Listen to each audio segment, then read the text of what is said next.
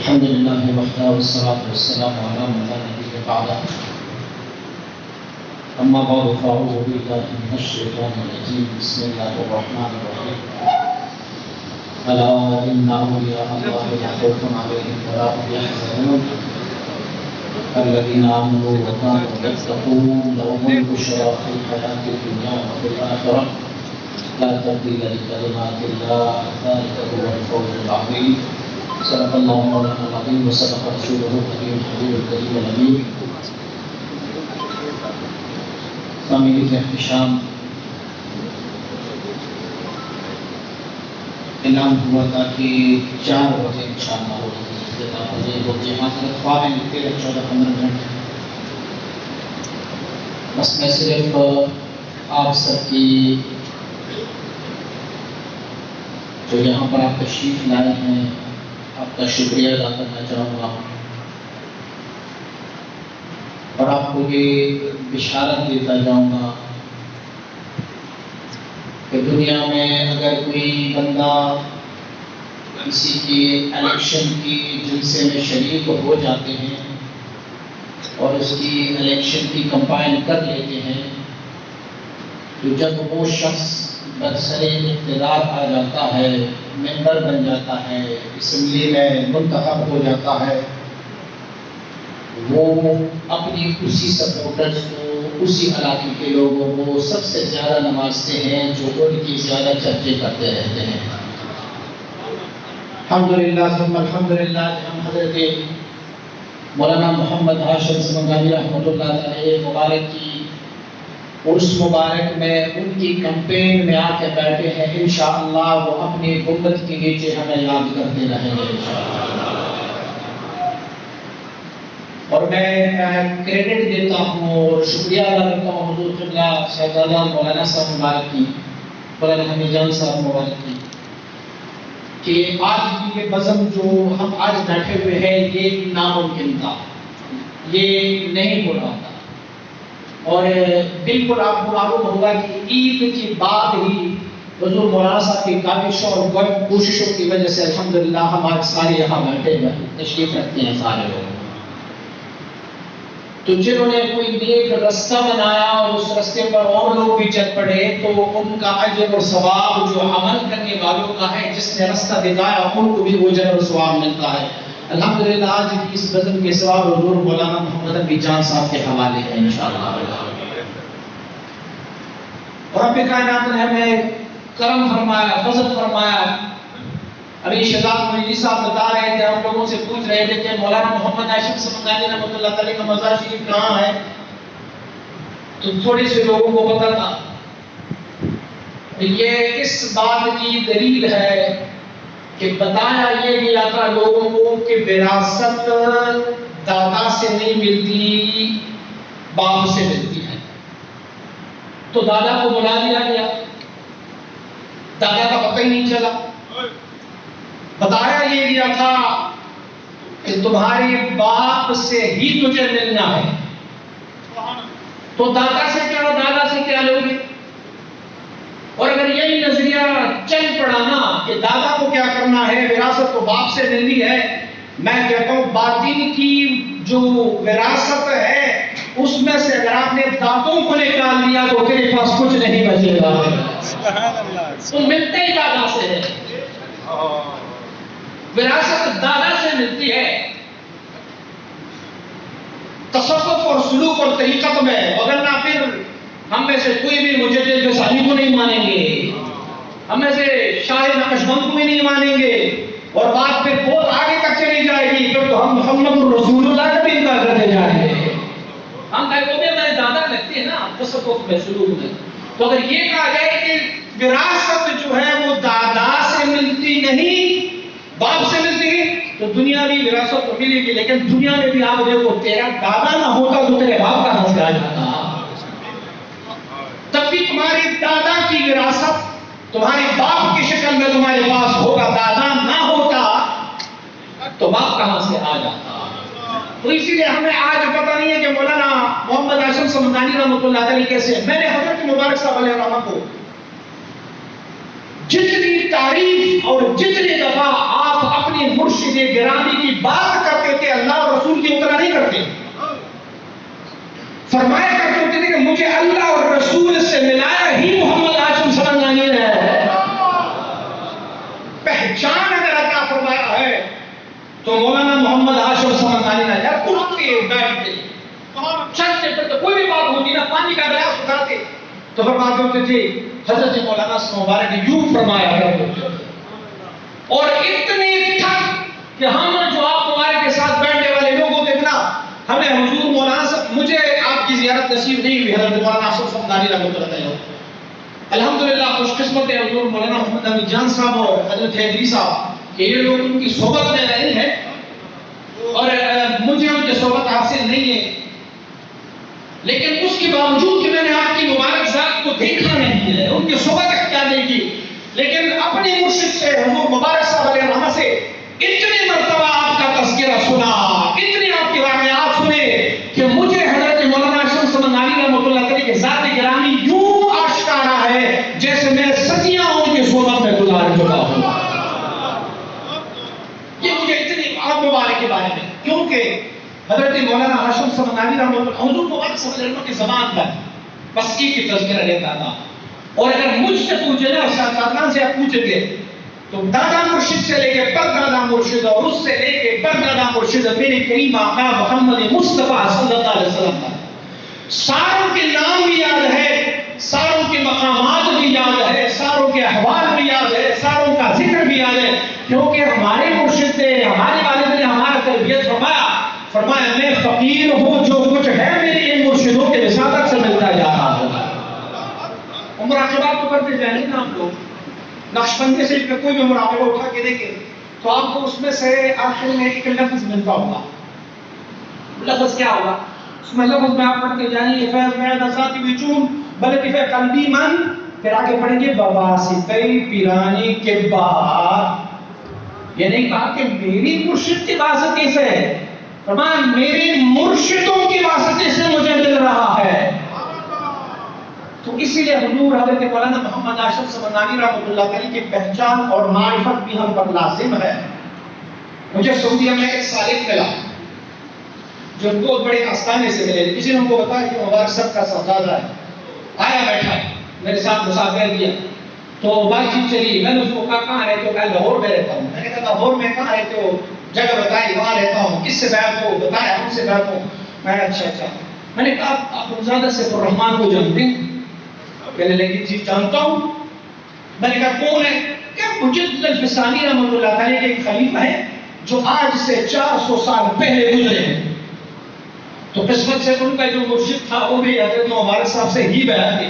میں نے کہا یار تیرے مرشد کا تو بڑا کمال ہے، آج سے 400 سال پہلا گزرا ولی جو مجد الفسانی کے زمانے میں تھا ان سے بیعت ہے، اور آج بھی تمہارا مرشد زندہ ہے. تو 500 سال ہوگی تمہارے مرشد نے کہا مرشد کا عمر جو ہے وہ 70 سال ہوئی. میں نے کہا کمال نہیں. میں نے کہا جو تیرا مرشد تجھے اپنا شجرہ بتاتے ہیں، بتایا ہوگا کہ میں کس کا مرید ہوں. کہاں انہوں نے بتایا؟ میں نے کہا میں پیر ارچی کا مرید ہوں. تو میں نے کہا وہ پیر ارچی کون ہے؟ پہلے یہ معلوم نہیں کہ پیر ارچی کون ہے، لیکن بتا کہ پیر ارچی، لیکن صرف الرحمان صاحب کو میں جانتا ہوں کہ وہ مجد الفسانی کے دور میں تھے. وجہ کیا ہے؟ اسی لیے کہ ہم نے اپنے مریدوں کو اپنی مرشد کی تعریف نہیں بتائی، اپنی ہی بتا دی بس. کہ میں نے جب توجہ کی تو تیرا حال یہ ہوا، میں نے تجھے یہ کمال دیا، میں نے تجھے وہ مقام دیا، میں نے تجھے یہ مقام دیا. حضور مبارک صلی اللہ علیہ وسلم فرمایا کرتے تھے کہ میری مرشدی گرامی ایک دفعہ میں تلاوت کر رہا تھا، تو جمعے والا دن تھا، اور جمعے والے دن 8واں پارہ قسمت سے میں نے اٹھا دیا. حضور نے فرمایا آپ اونچی آواز سے تلاوت کرو. فرمایا میں نے اونچی آواز سے تلاوت شروع کی. تو یہاں پر دیناً قیما ملت ابراہیم حنیفہ ایک آیت شریف ہے، آگے پڑھیں. فرماتے میں جب یہاں پہنچا تو میں نے کہا دیناً قیما ملت ابراہیم حنیفہ. تو حضرت نے فرمایا نہیں، دیناً قیما ملت ابراہیم شد ہے، مشدد ہے. فرماتے میں نے جب سوچا ایک طرف اللہ کا کلام ہے، دوسری طرف مرشد گرامی ہے، اور مرشد کا مانتا ہوں تو رب کے کلام میں تحریف آ جاتا ہے، رب کے کلام میں تحریف کرتا ہوں، مرشد کا مانتا ہوں عجیب کشمکش میں پھنس گئے. میں نے پھر سے تکرار کی، میں نے کہا دیناً قیما ملت ابراہیم حنیفا، فرمایا نانا دیناً قیما ملت ابراہیم حنیفا۔ میں نے کہا حضور یہ قیمن بھی ہے ایک اور جگہ پر، لیکن یہاں پر دیناً قیما، فرمایا مجھے لکھا کہ مجھے فرمانے لگے یہ کاتب سے سہوا ہوا ہے، جس نے عبادت کی ہے اس سے سہوا ہوا ہے، ورنہ یہ دیناً قیما نہیں قیما ہے۔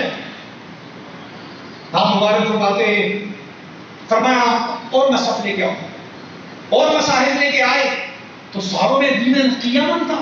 اب حفاظ حضرات موجود ہوئے تو ان کو بتایا کہ کیا، فرماتے ہیں میرا ایک جو میرے دادا سے مجھے ایک مصحف ملا ہوا تھا وہ گھر میں ہے، وہ لایا گیا، فرمایا وہ مصحف بھی لایا گیا، اس میں بھی پڑھا تو اس میں بھی دیناً قیما تھا، جیسے میں پڑھ رہا تھا ویسے تھا۔ میں نے عرض کی حضور میں اس کا ترجمہ آپ کو سناؤں؟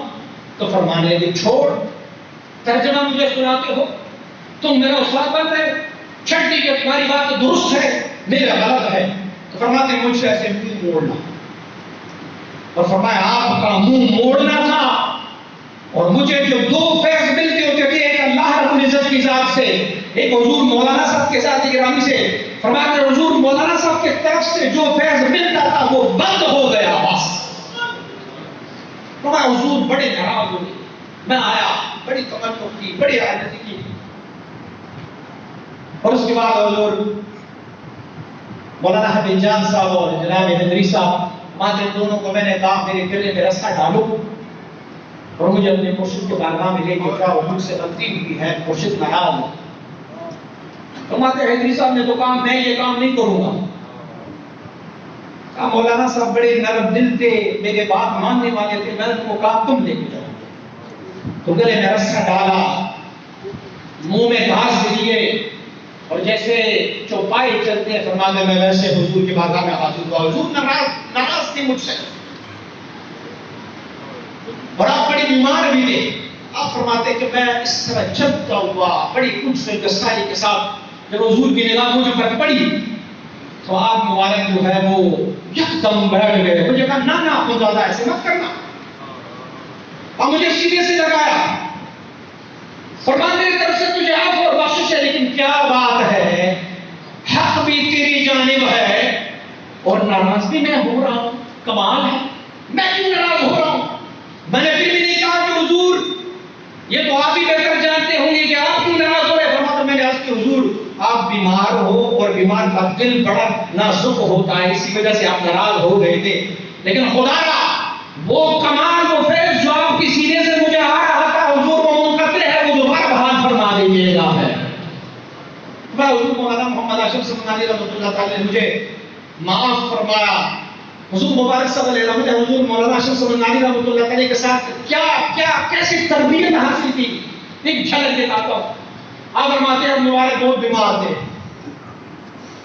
اور رات کو آپ کو پانی کی ضرورت پڑی، تو فرماتے باہر چاندنی رات تھی، ہلکے کی روشنی اندر آ رہی تھی کھڑکی سے، اور میں حضور کی خدمت میں معمول تھا تو آواز لگائی آپ نے کہ پانی کو، تو مبارک فرماتے ہیں میں اٹھا، میں گلاس ڈھونڈنے کے لیے ماچس کی تیلی جلائی تو وہ تیلی بجھ گئی، اور میں نے دوسری تیلی جلائی، جب دوسری تیلی جلائی تو آپ مبارک کے ساتھ تھوک دانی پڑی ہوئی تھی، وہاں سے اٹھایا اور سیدھا میری چہرے پہ دے مارا۔ فرمایا کون زیادہ تو اسراف کر رہا ہے، بذر کر رہا ہے، باہر سے تمہیں چاندنی کی روشنی نہیں نظر آ رہی، چاندنی کی روشنی اندر آ رہی ہے، اس کے باوجود صوفی کون ہوتا ہے وہ جو بذر نہ کرے، اسراف نہ کرے۔ اللہ نے مفت میں تجھے روشنی عنایت فرمائی، پھر پلاسٹک اور ماچس کی ضرورت کیا پڑی ہے تمہیں؟ آپ ہمیں فرمایا کرتے کہ حضور مولانا ہاشم سمنانی رحمۃ اللہ تعالی اتنی اشارات اور عنایات سے تربیت فرما رہے ہیں۔ حضور حیدری صاحب فرماتے ہیں ایک دن میں ان کے ساتھ بیٹھا ہوا، سبحان اللہ، تو اس دن آپ مبارک اتنی علیل تھے کہ میں نے کاندھوں پر اٹھا کے انہیں حجرہ شریف لے کے آیا، خانقاہ شریف لے کے آیا۔ حیدری صاحب فرما رہے ہیں کہ اور کوئی صالحین نہیں تھے، ہم دو بندے بیٹھے ہوئے تھے ساتھ حضور کے، دیکھا کہ ایک بندہ اندر سے آیا، سفید داڑھی ہے، سفید امامہ پہنا ہوا ہے، ہم میں سے کسی نے اس کو پہلے نہیں دیکھا تھا، آئے تو حضور بہت قریب کے باوجود علالت کی بھی آپ اٹھ کے کھڑے ہوئے، اور ان سے مصافحہ کیا، اس ہستی کی ہاتھوں کو بوسہ دیا اور اس ہستی نے حضرت مولانا صاحب مبارک کی ماتھے پر بوسہ دیا، اور پھر دونوں بیٹھ گئے آپس میں اور کوئی باتیں کرنے لگی۔ آدھا گھنٹہ 45 منٹ باتیں ہوتی رہی۔ میں نے اس وقت چاہا کہ میں اٹھ کے چلا جاؤں اور حسب معمول مہمانوں کی خدمت مدارت کے لیے چائے لے کے آؤں، کوئی کعوہ لے کے آؤں، تو حضور نے اشارہ فرمایا کہ بیٹھ جاؤ۔ میں بیٹھ گیا، میں کسکتا ہوا قریب آ گیا، میں نے کہا دونوں کی باتیں سنوں تو کون سی زبان بول رہے ہیں، اور میں نے کان لگایا لیکن مجھے سمجھ نہیں آئی کہ کیا زبان بول رہے ہیں۔ الفاظ کو میں سن رہا تھا، آواز سن رہا تھا، لیکن میں سمجھ نہیں پا رہا۔ کافی دیر کے بعد وہ بندہ اٹھ کے کھڑا ہوا اور حضرت سے بغلگیر ہوا، مبارک ان کے ساتھ دروازے تک آیا اور پھر وہ مہمان چلا گیا۔ تو میری طرف مڑ کے آپ نے فرمایا محمد سعید پہچانا کون تھا؟ میں نے حضور نہیں پہچانا۔ فرمایا تیری ماں مر جائے، یہ تو خضر علیہ نبی علیہ السلام آئے گا۔ تو میں نے کہا حضور میں ان کو ملنے جاؤں؟ تو میں بات ان سے ملاقات کر لو۔ اور بات ہے کہ میں بھاگا، ہمارا ایک گلی مڑتا تھا، ایک گلی مڑتی تھی، تو میں اس گلی کے کونے تک جب گیا، پیچھے مڑ کے دیکھا، آگے دیکھا، پیچھے دیکھا، کوئی نام و نشانی نہ رہا۔ واپس آیا، جب آیا تو آپ مسکرا رہے تھے، مجھے فرمایا لگے ملا؟ میں نے کہا نہیں۔ فرمایا تو خوش قسمت ہے جس سے خضر ملنے آتا ہے وہ تجھے ملنے یہاں موجود ہے۔ تو حضور مولانا محمد ہاشم سمنگانی رحمۃ اللہ علیہ، اللہ رب العزت آپ کی درجات کو مزید بلند فرمائے، ہمارے لیے مشعل راہ ہے۔ کبھی آپ لوگ ان کی سیرت کو بھی پڑھا کریں، دوسرے بزرگوں کو۔ مولانا شاہ رسول تعلقانی رحمۃ اللہ علیہ مبارک صاحب علیہ رحمہ فرمایا کرتے ہوتے تھے، میں ان کے ساتھ ایک سفر میں جا رہا تھا حضور مولانا ہاشم سمنگانی رحمۃ اللہ علیہ کے ساتھ۔ فرماتے جاتے میں نے دیکھا سامنے سے ایک چرواہا تھا جن کے ساتھ بھیڑ بکری آدھی کو چراتے تھے۔ ہمارے چرواہے نے ان کے پاس ایک کتا تھا اور اتنا بڑا کتا تھا جیسے 1 سال کی گائے کا بچڑا ہوتا ہے۔ تو کہاں میں دیکھا اس نے، اور وہ کتے نے ہمارے طرف دوڑ لگائی۔ تو چرواہے نے آواز لگایا کہ او مولویو بچ کے رہنا، میرا کتا پہنچ گیا، تب تک تو چیخ پھاڑ کے ختم کر دیں گے تجھے۔ کہا ہم 2 بندے تھے، ہم حضرت مولانا ہاشم سمنگانی رحمۃ اللہ علیہ کے آگے کھڑے کر دیتا ہے، حفاظت کے لیے کھڑے ہو جائیں، کتا حملہ کرے تو ہم پکڑے۔ تو آپ نے ہمارے نے فرمایا دور ہٹو۔ تو فرمایا کوئی 20 میٹر کے فاصلے پر وہ کتا آیا، حضور مولانا ہاشم سمنگانی رحمۃ اللہ علیہ نے اسے ایسے اشارہ کر کے کہا ہو، اشارہ فرمایا وہ کتا زیادہ سپیڈ کے ساتھ آ رہا تھا، تو اس نے اپنے دونوں آگے ٹانگیں جو ہے وہ زمین پر پھیلائی اور پھسلتا ہوا حضرت کے قدموں تک آ کے اپنا سر حضرت کے قدموں میں رکھا ہے۔ حضور نے ان کے سر پہ ہاتھ رکھا اور فرمایا بڑا تکبر ہے تجھ میں، قیامت حساب کتاب یاد نہیں ہے تجھے؟ اب وہ کر پڑا رہا۔ ہم چلے گئے واپس، جب آپ نے واپس آئے تو وہ کتے کا مالک چرواہا جو تھا نا وہ میرے پاس آیا، انہوں نے کہا تم لوگوں نے میرے کتے کو مار دیا۔ نے کہا مارا نہیں ہم نے، کہا نہیں، جب سے آپ نے اس کو اشارہ کیا ہوا ہے کتے نے وہیں سر لگایا، سر جھکا کے ادھر پڑا رہا، 2 دن تک نہ کچھ کھایا نہ پیا، اور اسی حالت میں وہ کتا مر گیا ہے۔ حضرت عمر صلی اللہ علیہ وسلم فرمایا کرتے تھے میں نے کہا کہ ہمارا نفس بھی ایک کتا ہے اور کتے مارنے والا ہمارا مرشد گرامی یہ ہمارے سامنے ہے۔ اللہ کریم نے ہم پر کرم فرمایا ہے اور اللہ نے ہم پر احسان فرمایا ہے کہ ہمیں حضرت مولانا محمد ہاشم سمنگانی رحمۃ اللہ علیہ کی نسبت مطہرہ عطا فرمائی ہے۔ اللہ کریم یہ نسبت تا قیامت کے بعد جنتوں میں بھی یہی نسبت ہمیں ملتی رہے گی، اور اسی پر اللہ ہمیں استقامت عنایت فرمائے۔ ایک بار پھر آپ سب کا تہہ دل سے مشکور ہے، میں صاحبزادان کی طرف سے نمائندہ بن کے آپ سب کو دعا دے رہا ہوں کہ اللہ کریم اب آپ تشریف لائیں، ہر قدم پر اللہ کریم آپ کو 1000 حج اور عمرے کا ثواب عنایت فرمائے، اور اللہ کریم کل قیامت والے دن بھی یہ منظر ہمیں ایسے دکھائیں کہ اللہ کریم ہمیں حضور مبارک صلی اللہ علیہ رحمت کی جھنڈے تلے، کریم آقا کی جھنڈے تلے اللہ ہمیں بھی نسبت عنایت فرمائے۔ وآخر دعوانا